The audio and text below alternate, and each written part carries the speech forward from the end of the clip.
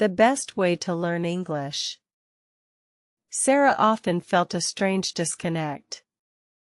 She could effortlessly understand intricate plot lines in English movies, grasp the nuances of complex songs, and even follow academic lectures with ease. Yet, when it came to forming a simple sentence, a sudden, paralyzing silence would descend upon her. Her mind became a blank slate, the words she knew vanishing into thin air, leaving only a profound sense of frustration. This was her everyday struggle. This common predicament plagued many eager learners. They possessed a vast reservoir of passive vocabulary and grammar rules, diligently acquired through years of study. However, the active production of language, the fluid conversation, remained an elusive dream.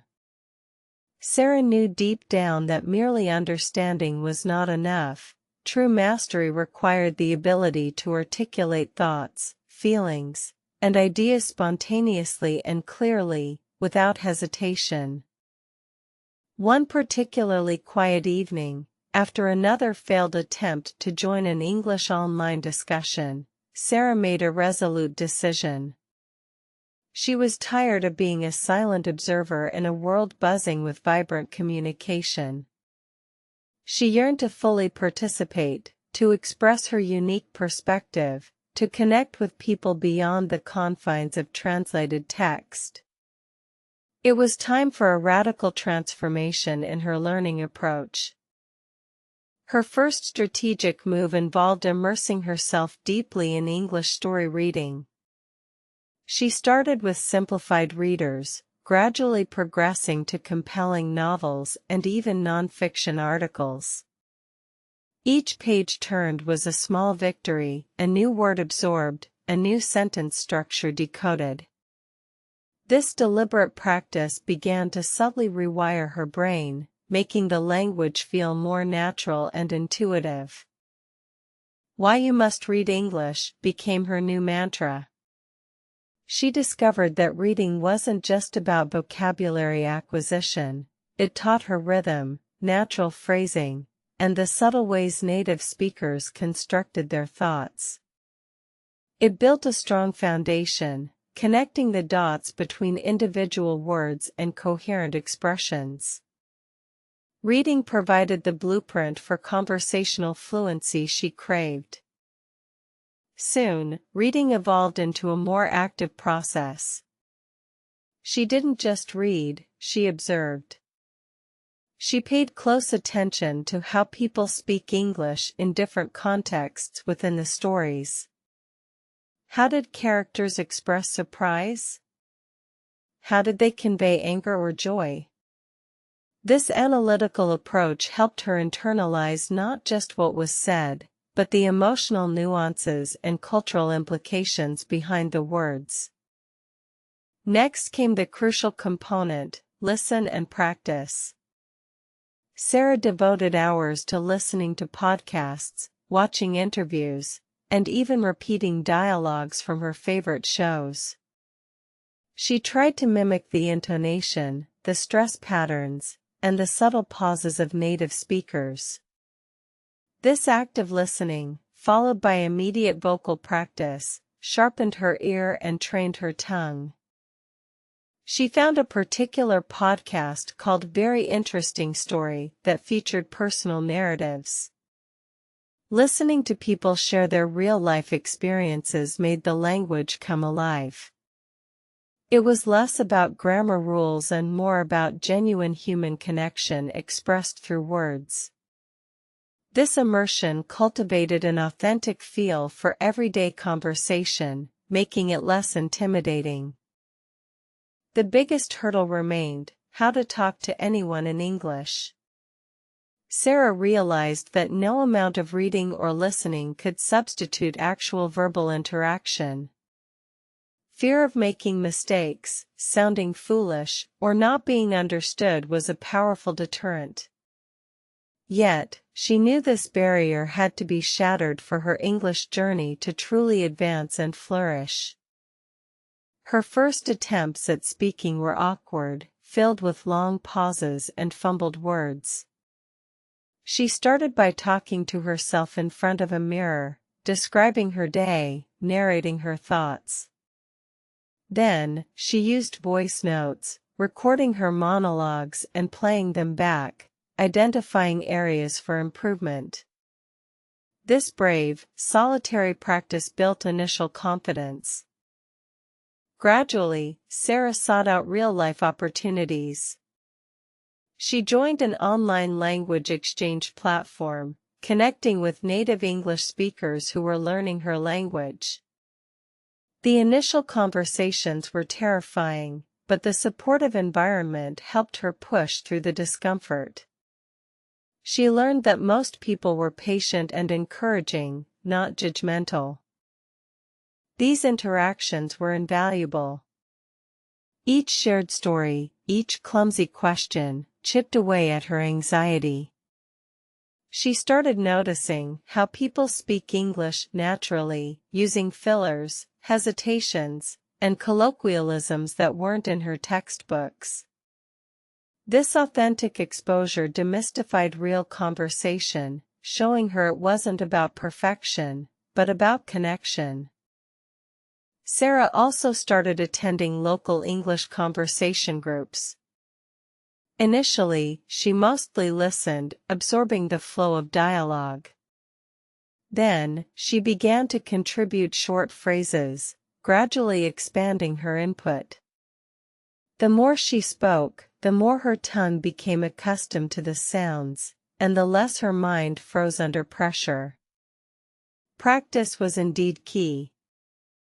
She realized that the best way to learn English was not a single method, but a combination of consistent effort across multiple fronts. Reading provided the input, listening refined her ear, and speaking pushed her out of her comfort zone. Each element reinforced the others, creating a virtuous cycle of continuous improvement and growth. Her progress was palpable. The frustrating pauses lessened, and words flowed more freely.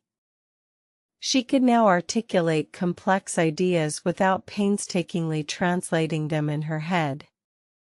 The transformation was not instantaneous, but a gradual, persistent ascent, marked by small victories and unwavering determination, fueled by her desire to connect genuinely. One day, an unexpected opportunity arose. Her company needed someone to present a new project to an international client.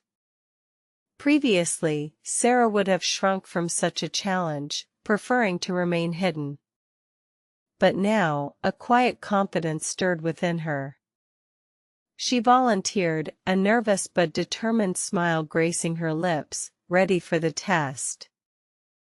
She meticulously prepared, not just the content, but also practicing her delivery, imagining the questions she might face. She reread countless articles on presentation skills, absorbing effective communication strategies. This preparation wasn't about rote memorization, it was about internalizing the language so deeply that it became an extension of herself. The day of the presentation arrived. Sarah walked into the boardroom, her heart pounding a familiar rhythm, yet this time, it was accompanied by a surge of excitement, not just dread. She took a deep breath, looked at the attentive faces around the table, and began to speak, her voice clear and resonant, surprisingly steady. Words flowed effortlessly, ideas connecting seamlessly. She engaged the clients, answered their questions confidently, even injecting a touch of humor. Her accent was still present, but it no longer felt like a barrier, it was part of her unique identity. She realized that authentic communication transcended perfect pronunciation, embracing personal style. The meeting concluded with positive feedback. The clients were impressed, not just by the project, but by Sarah's articulate presentation. As she left the room, a profound sense of accomplishment washed over her. She had not only presented her work but had also conquered her long-standing fear, proving her capability to herself. This experience solidified her belief in the power of consistent effort. It wasn't about a magic trick or an overnight transformation.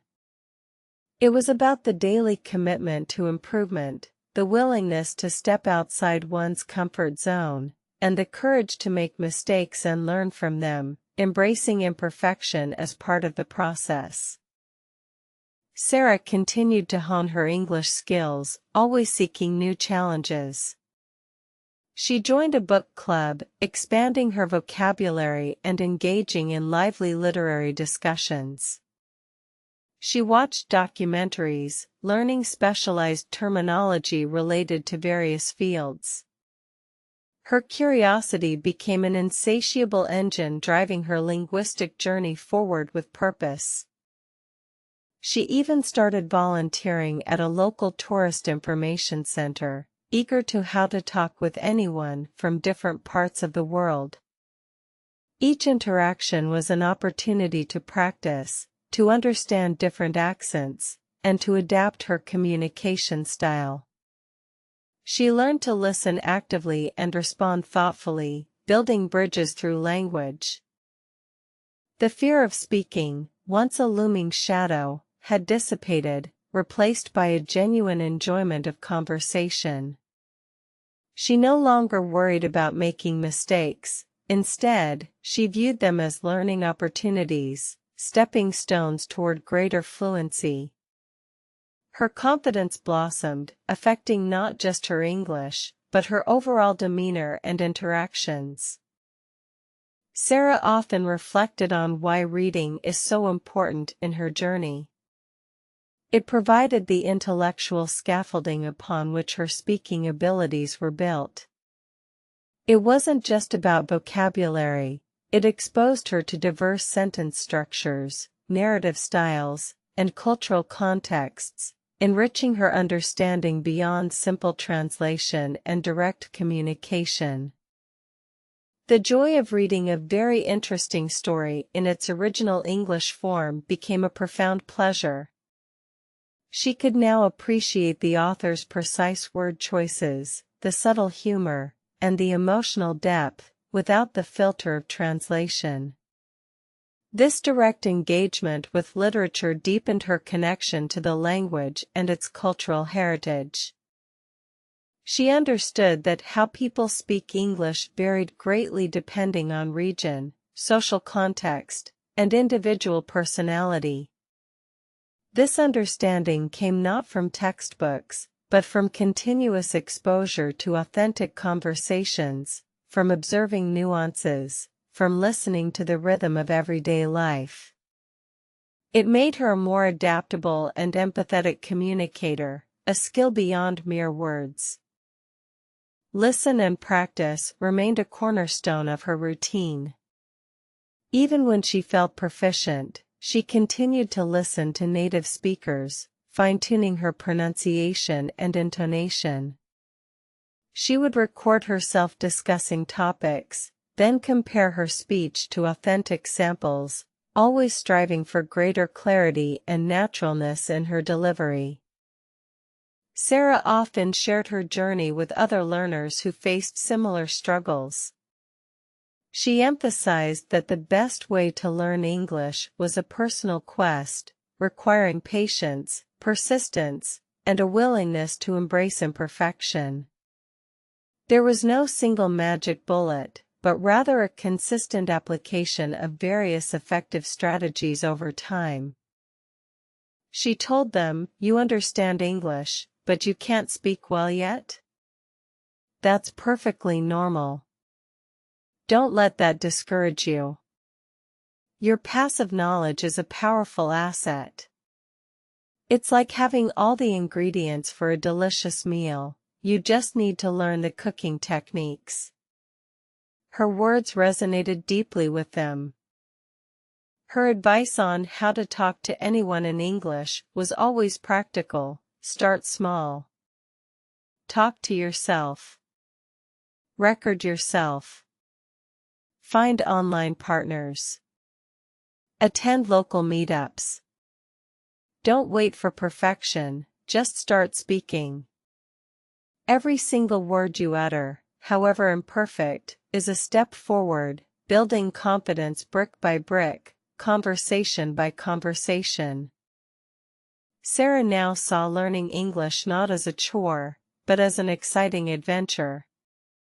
Each new word learned, each successful conversation, each insightful story read, was a testament to her dedication. The world had opened up to her in ways she never imagined, thanks to her persistence and bravery in confronting her fears. She could travel more freely, engage with locals, and understand different cultures firsthand. Her professional opportunities had expanded significantly. More importantly, she felt a profound sense of personal growth, having overcome a significant personal challenge through sheer will and disciplined practice, transforming her capabilities entirely. The initial shyness and anxiety were distant memories, replaced by an eagerness to connect. She now sought out conversations, enjoying the spontaneity of real-time interaction. It was no longer about proving anything to herself or others, but about the genuine joy of communication, forging bonds across linguistic barriers, effortlessly. Reflecting on her transformation, Sarah realized that the biggest shift occurred not in her vocabulary count, but in her mindset. She had moved from a fixed mindset, fearing mistakes, to a growth mindset, embracing challenges as opportunities for learning. This mental shift unlocked her true potential, making language acquisition a joyful process. She encouraged everyone to embrace the journey. Why reading is so important, she would repeat, is because it provides the raw material. It fills your mind with the patterns and structures of the language before you even attempt to produce it. It's passive learning that builds active confidence over time.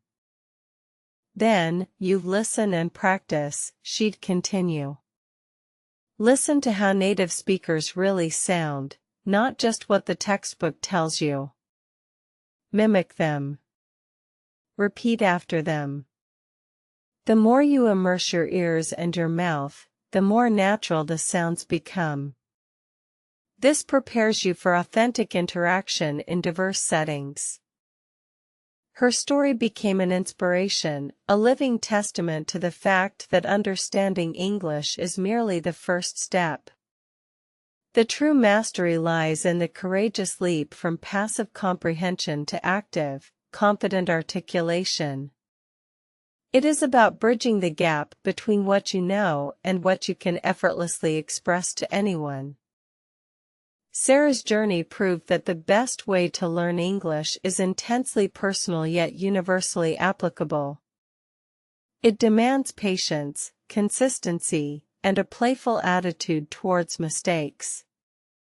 It transforms not just linguistic ability, but also self-perception, turning hesitation into confident engagement, empowering individuals to share their voice. She often described her past self: "I understand English but I can't speak well." Now, she could confidently say, "I understand English, and I speak it well." This simple declarative sentence represented years of dedicated effort, small victories, and a profound personal evolution through persistent linguistic training. Her advice resonated because it was rooted in her own lived experience.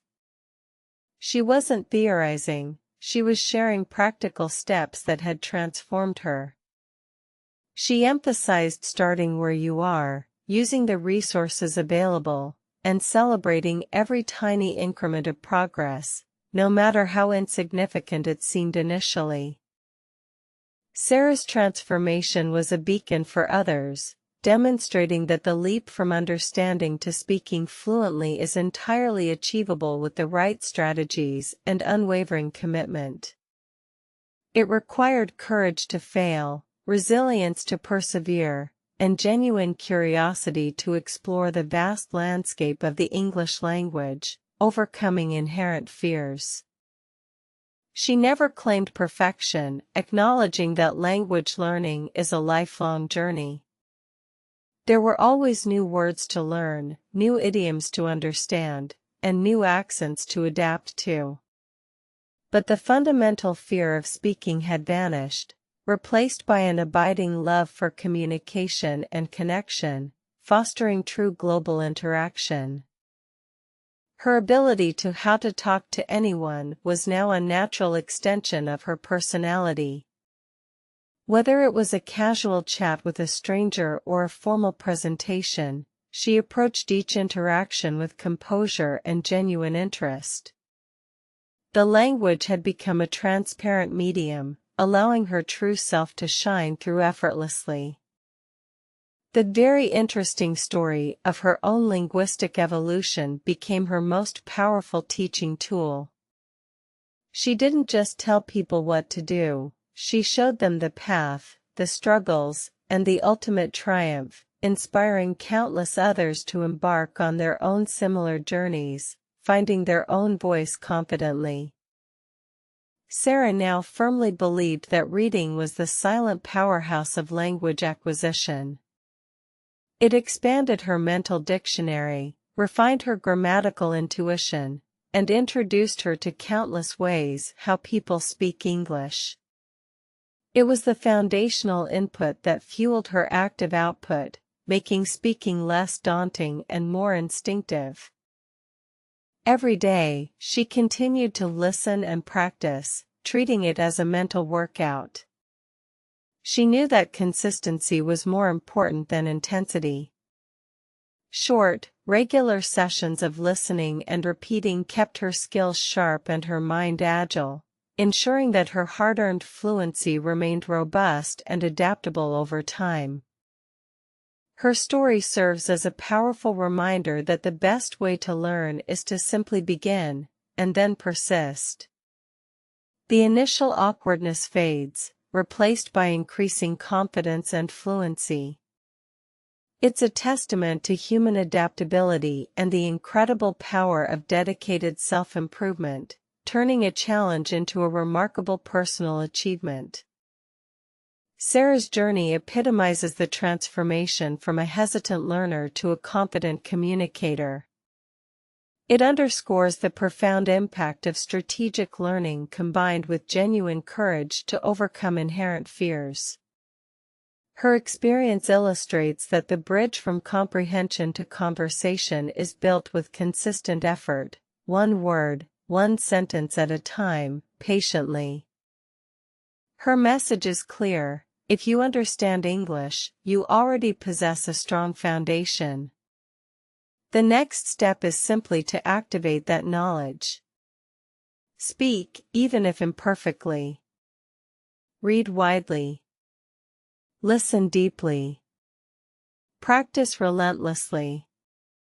The journey from silent understanding to fluent expression is within your grasp, waiting for your bold action. Sarah now enjoys conversations that once seemed impossible. She participates in debates, shares her opinions freely, and forms genuine connections with people from all walks of life, all thanks to her perseverance. Her once formidable barrier has become a bridge, connecting her to a wider, richer world of possibilities and interactions.